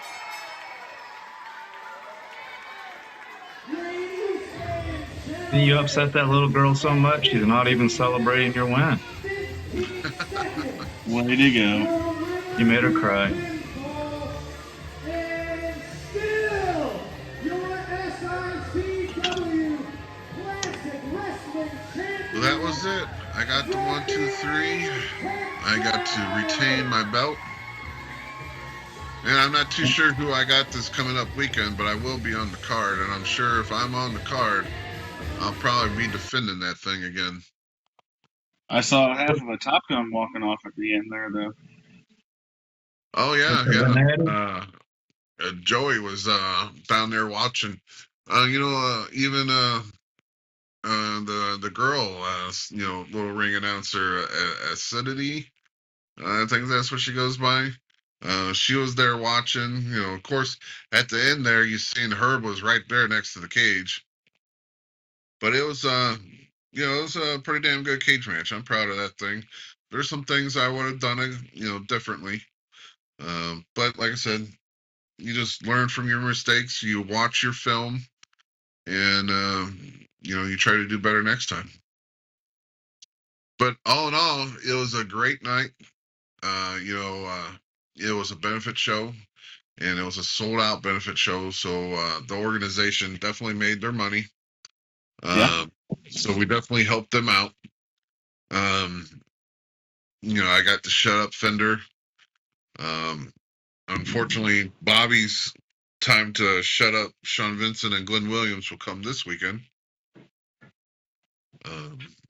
That'll be fun. Oh, yeah. Always. Oh. I'm sure Jimmy will let you borrow his megaphone. There you go. You can use that on him. I say if I get that, or if I can get a hold of Flash's kendo stick. Yeah, so it should be a good time this weekend. You guys should definitely come out. We're back at the fairgrounds, at Bell Vegas. Doors open at 6, shows at 7. We got Jimmy Hart in the house. It's going to be a blast. You got so Bobby D and Flash versus Sean Vincent and Glenn Williams. And then we got the grudge match, basically, Kowalski versus Joe Helms. Like I said, they used to be partners. Now they're sworn enemies. So we'll see how that goes. And it's going to be hosted by Jimmy Hart, so you can't get any better than that. Well, I guess technically you can, because the very next day we have a private show, and this show is going to be a blast for us wrestlers, especially in the St. Louis area, because everyone who wrestles in St. Louis or is a fan of wrestling in St. Louis knows Wrestling at the Chase and knows that that's where the legends wrestled. It's where NWA currently comes by once a year and wrestles there because they know how special this place is. And the 15th, which is this coming Sunday, Herb is taking us to Wrestling at the Chase. So we get to wrestle there. It's going to be hosted by another legend. Ron Simmons is going to be in the house. Some of you might know him as Farouk from the APA, or what was his little group with a Rock and D'Lo Nation of Brown, Domination. Nation of Domination. I remember it was Ron Simmons, part of Doom, which I've announced all the time that was my favorite tag team, and who is the tag team that I took Waco and my earlier version of Big Texan from, wearing the black masks, being that unidentified wrestler, and I hate to say it, but it worked for me because you would wrestle underneath the mask. No one know who you were. So after you get done wrestling, you were able to slide down there and watch the other matches because none of the fans knew who you were. And you can actually slide into the bar, maybe pop a little shot of whiskey or something, or get a little beer chaser after that, But yeah, so Ron Simmons, who was the first black or African American heavyweight champion, he's going to be in the house, and it's basically going to be for like a boys and girls group that the Koppler family is hosting. They're the ones that put this thing together. Of course, the Copplers are the ones that originally owned the Park Plaza Hotel, which the Wrestling at the Chase happened at. They're That's the what I was gonna original. say. Like, that's what's cool with that too. Like, they've got the money. They could bring in NWA, who's been coming there every year and everything, but they chose us. Right. We are the closer to Wrestling at the Chase, to what they remember and believe in. Yeah. So that is Sunday, but like I said, that's a private show. But yet we got Yep, there will be no filming. Oh, there will be filming. Not That's enough. Herb will have filming. Yeah. Watch those Herb, Sunday not night enough. episodes, and you should see some stuff here and there. Oh yeah, because I'm sure Herb is grinning from ear to ear, knowing that this show is coming up. Because he's been promoting for 50 years, and this is the first time that his organization is going back to where it began. And that should be the slogan for that match, for that show. But there's plenty of opportunities to see us because we're going to be in East St. Louis the following weekend for the Shriners show that they put on. Is Not that the to blow following my weekend, own or is it horn. 28th? The 28th is the That's Big the Big Bad Ben. Ben. So 28th that's isn't the following weekend after? no, No, I'm this doing is my the math wrong. 14th. This is the 14th. The Shriners is the 21st. Then the Herb's got so 28th. much going on. It's just week after week after week right now. Yeah. But the 28th is the GCW reunion show. 21st is the Shriners. This weekend is the Wrestling at the Chase and the Fairgrounds. So plenty of times for you guys. And, the GCW show is going to be in Collinsville, which is still not too far away from anyone, really. Just hop over from St. Louis and a little further down the street from Belleville. So definitely some good shows coming up. I'm defending another belt on that show on the 21st because I am the Shriners champion as well. So, and the Shriners wanted to see some ladies action, so there's going to be some ladies wrestling on the 21st as well. So definitely some good shows coming up. We still got the MAC later this year, which is going to be a hell of a show for everyone. But yeah, definitely hit us up this Saturday, Belclair Fairgrounds. It's going to be a hell of a show. Well, you putting up the Shriners? Yeah, that's the ladies' match. I can't. I say I can picture what they look like. I can't think of their names right now.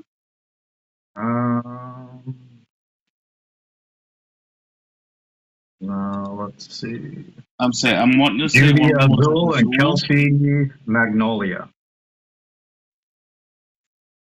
Hey, I'm sure they're going to be putting on a hell of a show for everyone. That's even though it's in East St. Louis, this building is beautiful. Yes. The Shriners protect That's it. that building. You could And- see it in that picture, that stadium seating in that building. Oh my God. So back in the day, that's where they used to run the circuses out of that building. So, they had the elephants in that room. They had the lions, tigers, and bears, and oh my. But yeah, I always wondered like what the city of Belleville looked like back then in East St. Louis. Because they always said East St. Louis was a beautiful city back in the day. But You judge from that remnants, building that's from before that time. It was beautiful. yeah, remnants of the old East St. Louis is definitely in that building, and the building is beautiful. I wish that building was somewhere else. That way we can draw a huge crowd in it for the Shriners. I mean, we're going to draw a crowd for the Shriners anyway. This is our And second year anyone that's there. watching this, that's on the fence and worried about anything like that, it is in a security guarded parking lot. It is just as safe as anyone else. Oh yeah. That show always starts earlier in the day too, so it's not like you're in East St. Louis at night. You get out and it's still daylight. So it's still a great show. Definitely come by.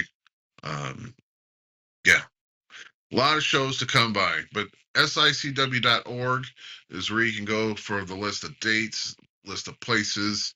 It's also where you can get your SICW swag from.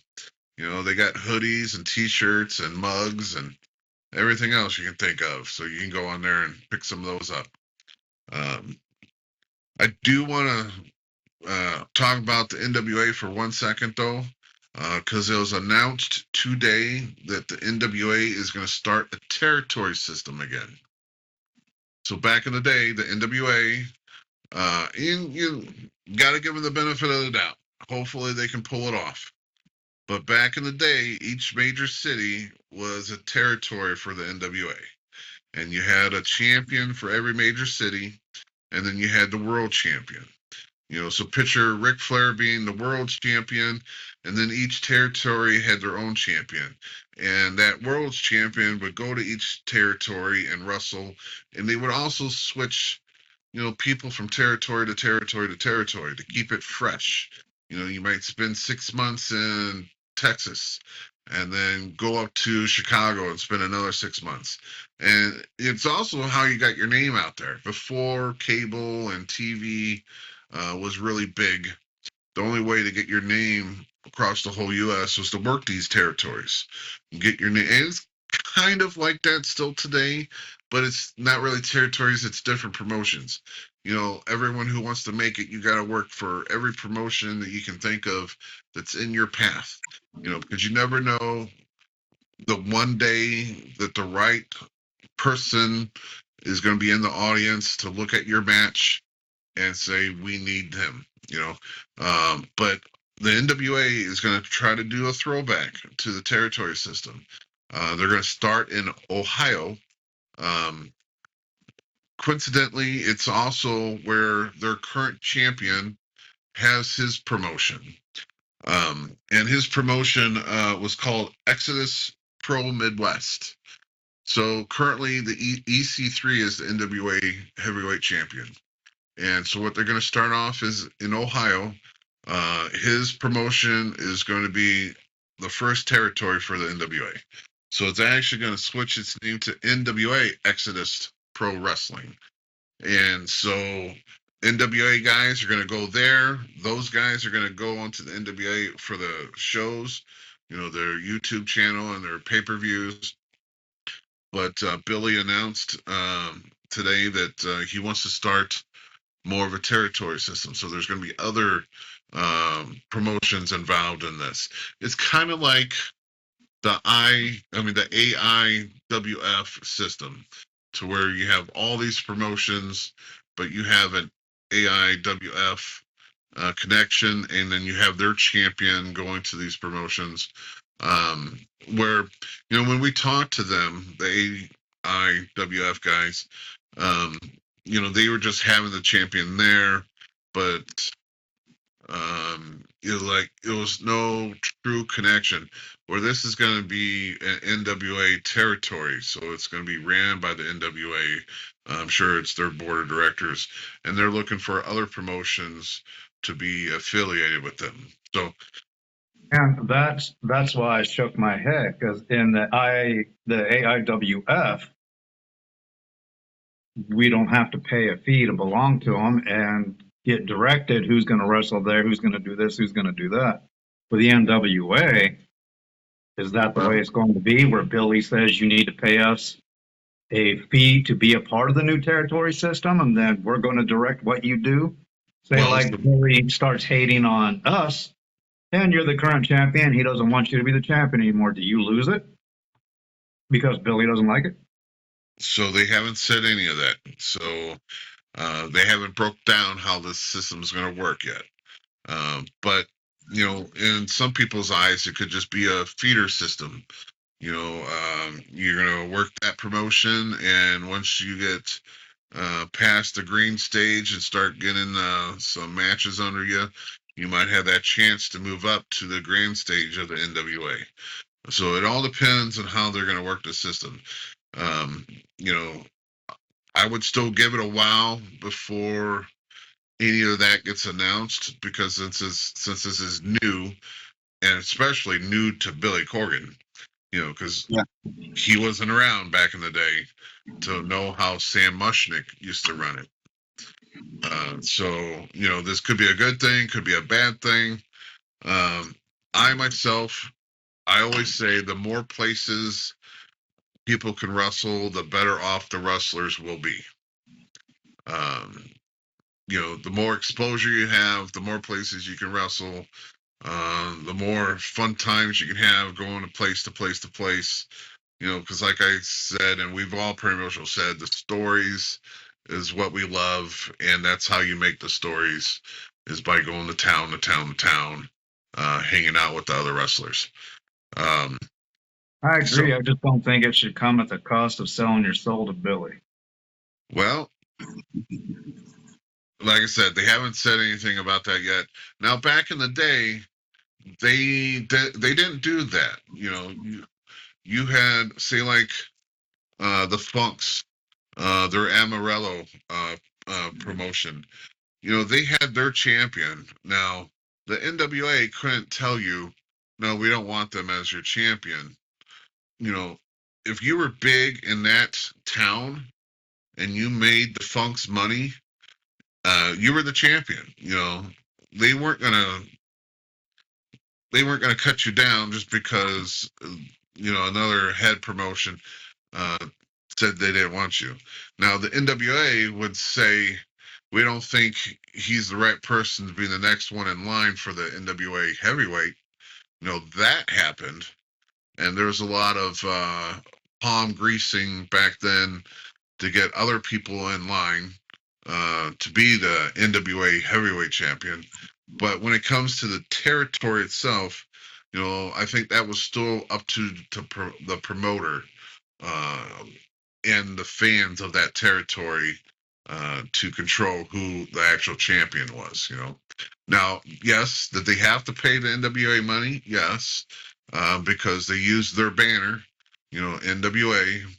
So they did have to pay to be part of that promotion, but I don't think the NWA had control of who that territory promotion ran as their champion. As long as autonomy can be assured, I wouldn't see a problem with it. But I Right. just, And like I said, he said that this is just going to be the first one, and he's looking forward to talking to other promoters or other, states to see it. If they can set up a territory system, more power to them. Because unless you have a name, unless you are a former WWE guy or a former AEW guy, or you made a name for you in Japan, it's very hard to make enough money every week to support your house or your car note. Matt Cardona does it because he's got that name, and he can charge that amount of money that he needs per match. But if you were a no-name guy in a Canadian territory and you try to come down here, there's no way you would survive in the smaller promotions. yeah, you have to be John Vincent to do that, yeah? But like I said, if they can start doing this territory system again, where you're constantly working, constantly building your name up within that system too, because you got that chance to work your way up to the show, the NWA stage, so I I'm think it's just skeptic. better. Oh, one other thing while it's crossing my mind, Al Snow announced on Facebook that they're taking tryouts for. They break it down in I want to say it's like every 3 months. They do tryouts for their promotion, Ohio Valley Wrestling, and it's coming up where open tryouts are coming up soon. It does cost money for his tryouts. It's $1,500. And I think that's for 3 months. Um, Is that a if you, tryout or is that a well, training? not for the training, but you got to try out first. So if they select you for the training, then it's $1,500. You can go to OhioValleyWrestling.com or OVW.com. But that's more places to get your name at. Especially if I shot Brandon a message when I read that. Brandon from the Top Guns. Because he is one that's driven to make it in this business, and he's done seminars with EC3. So he's done seminars besides the ones that we bring, the Tommy Riches and the Dan Severins. He's working his ass off in Memphis and doing seminars down there. So, not that I'm just giving him an opportunity to see if he wants to go down there and do it. So you never know. But their TV show looks like it was a hit. The Wrestlers on Netflix. So it looks like they will probably do a season 2 at some point. So that sounds cool. And EC3 is also down there, so he's working his rounds because he was there on the show last Thursday, and he's scheduled to be there this Thursday. So maybe they're partnered with the NWA. I know Maybe the next territory. if you watch the Wrestlers, they were partnering kind of up with AEW, or some other wrestlers went to AEW Dark and was wrestling for that. So yeah, I mean it's a great time to be a wrestler, great time to be a wrestling fan. You just had WWE SmackDown here Friday, and then you had Fastlane Saturday, the pay-per-view. So it's just it's crazy right now. A lot of wrestling promotions, a lot of places for fans to get hooked. Yeah, good times, good times. Ooh, so I'm running my mouth. What do you guys got anything else you want to speak about? No, it's I got almost nothing. 11:30. Looking forward to this weekend. Okay, so I got one last thing, and then we'll call it for this week. My youngest son, I have 3 boys. My youngest son started working at Walmart not too long ago. Now that's a store that I try not to go into. If you guys know me, I'm not a big fan of busy places. And Walmart is always crazy in there, so I refuse to go there. I might hit it once a year. But since he's there, I'm going to abuse my son and have him look for shit. And he was actually working, and he shot me a picture of some cool things that he found. So this is a Macho Man stuffed guy. I really kind of dig his hat. His hat is pretty crazy. These guys are only $10 at Walmart. And for wrestling stuff, that's kind of unheard of because most action figures are $20 right out the gate. We got a Hulk Hogan. Get yourself some mega powers there. Right. They only have 4, and I got all 4 of them right now. So this is the Undertaker. It's a little crazy looking. So which one are you sleeping with, Jim? Oh, none of them. And that's the funny thing. The oldest boy tried to get me, make fun of me. He goes, I got your toys in the other room. It's like, whatever. Just put them they're sitting here on the table with my pictures of Jimmy Hart and Jerry the King Lawler. But check out this Ultimate Warrior. This is awesome. That one's pretty good. Yeah. Now, You say which one's you I still sleeping with? got it. That's that dog from earlier. I still have to contact Chris and get my picture with the Ultimate Andre the Giant. oh yeah. Man, I mean, you can't beat those for like $10.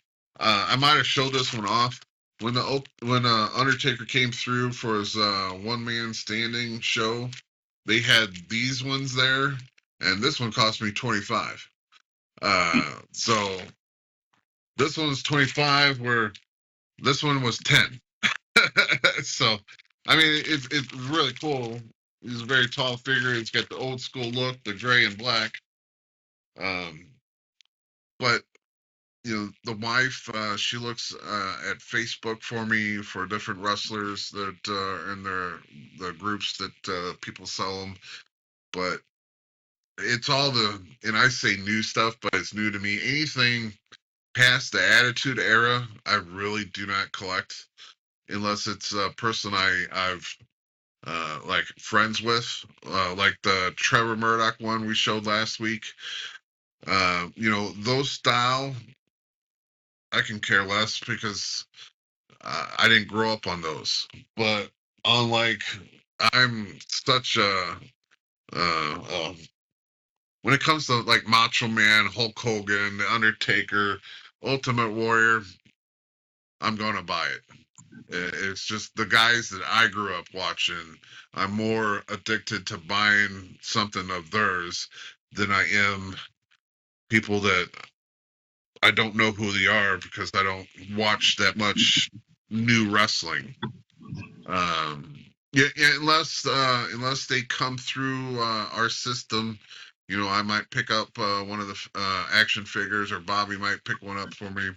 That way, we can get it signed and put in the collection that way. But when it comes to the new wrestlers, I don't have any.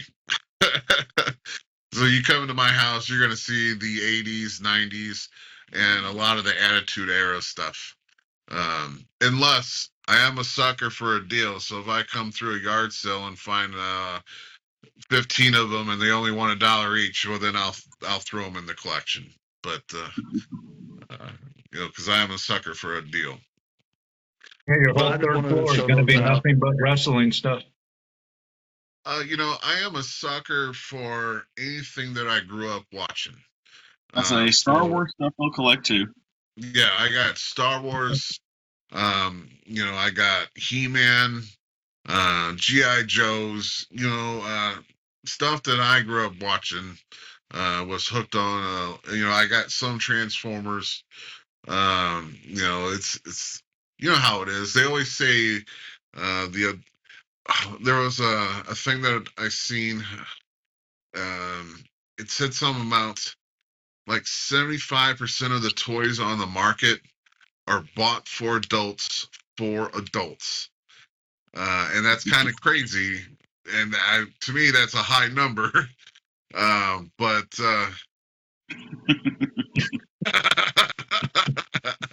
that one of those Star Trek guys? That's oh Yoda. my God, that's horrible, Bobby. That's a free chop right there. Yoda is a Star Trek guy. Oh, stupid you are.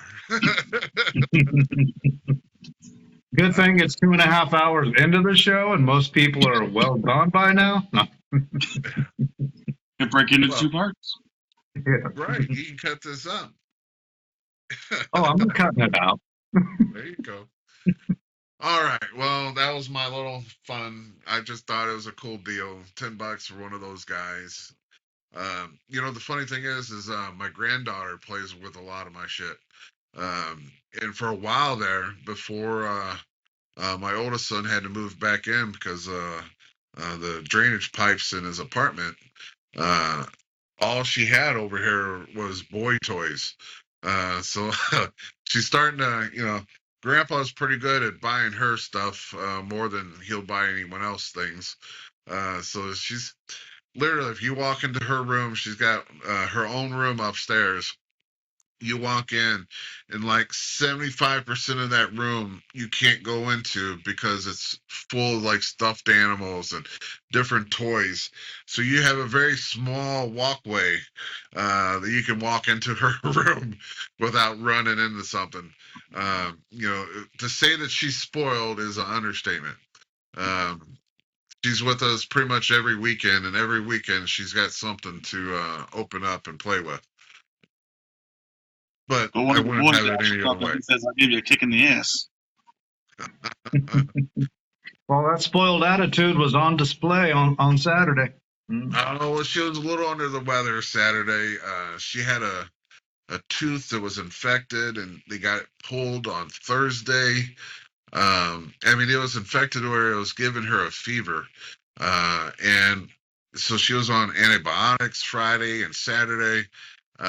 So she didn't even finish the show.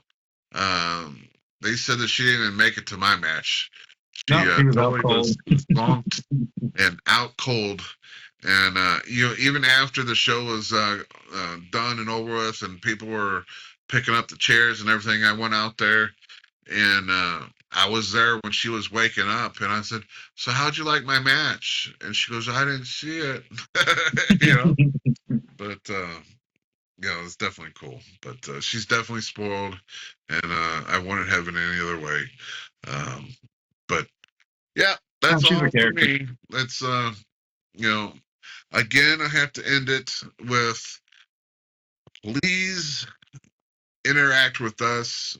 Like us on Facebook, on Instagram, on YouTube. Everything that we post on YouTube, I post through Facebook, and then Nate posts through his Instagram, all under the Squared Ring Podcast. I love the fact that you guys posted on Facebook about your 10 top guys. But again, everything is done through YouTube for us. So if you guys can post in our comments on the YouTube videos, what your 10 favorite guys are currently that are alive, that is a possibility that can be part of our Fan Fest Part 2. It would be great. If you guys got the time, I would try to branch out to 50 guys because from my understanding, that's the goal again, which is great for us. But I know it's a lot for you guys to come up with 50 guys, legends, and it doesn't all have to be legends. Last year we had a good mix of current, fallen out of current, and then legend status. So I would like a good mix from you guys. A lot of the people that posted in Facebook, it was all legends, which I have no problem with because I love to see and listen to the legends talk and interact with them. But give us a mix. Of course, it can't be anyone that's currently in the WWE system. AEW has a little leisure with theirs where they will allow the wrestlers to branch out. And the NWA does it too. Like we had one of the NWA guys on the card last year. So keep it in that realm. AEW, Ring of Honor, NWA for the current wrestlers, and then hit us with some legends. Let us know what you guys want, but definitely interact with us so we know, and we can push that off to Herb too. So we'll be like, this is what the fans want. Let's see what we can do. And what you need to do is put Matt Cardona and Rory Fox wrestling in there so we can get that going at the Expo. I brought that up to Herb last week, put a little bug in his ear because I said, Matt Cardona might be jumping back to WWE soon. So, he's currently booked out through the end of this year. If we can get him booked prior, he has to, most of the time, they will still do the bookings that they already committed to, even if they're under contract. It's one of those things that they always like the fact that the wrestlers commit or stay committed to the bookings that they were in. And we did the legwork. We already have Rory that said he would. Matt Cardona, Yeah, he's responded a couple times with like little gifts or whatever. Eyeballs looking at it, but we could make that in stone if you guys pushed for it. So again, like, comment, share. Even if you just want us to tell us to F off, put it in there. Let us see it. But wouldn't be the first time. right, it sure won't be the last. Even on my personal YouTube, some of the comments get a little weird. A lot of when I posted a lot of that Las Vegas wrestling shows, comments was kind of crazy. But anyhow, let's call it a night. So from everyone from the Squared Ring podcast, hope you had a good weekend. Come see us this Saturday at the Belclair Fairgrounds. Meet Jimmy Hart. But you guys have a good week, and definitely hit us up if you need anything. All right. I'm going to say peace. We're out of here. You guys have a good night, and I'm sure I'll hook up with you guys sometime this weekend. Yep. We'll see you. Adios. Yeah.